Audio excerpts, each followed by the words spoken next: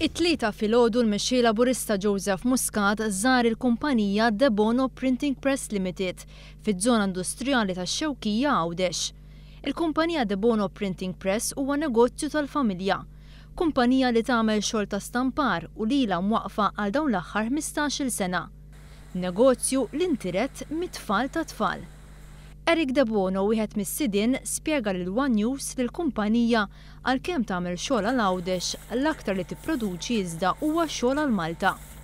Nixtiequ li nbijaw iktar Għawdex, imma Għawdex kif tgħid id-domandi għażej għalhekk tadatta ruħek għas-suq ta' Għawdex. Matul iż-żjara Joseph Muscat fakkar kif permezz tal-proposti tal-Partit Laburista, kumpanija u ċini impjegaw ħaddiema ġodda b'kuntratt indefinit jew ta' aktar minn 3 snin se jingħataw rifużjoni ta' 5,000 euro fuq kull paga ta' ħaddiem ġdid b'dawn il-kundizzjonijiet. Qal li din il-proposta twassal għal tkabbir ekonomiku għaliex diversi negozji se jkunu jistgħu jimpjegaw aktar nies.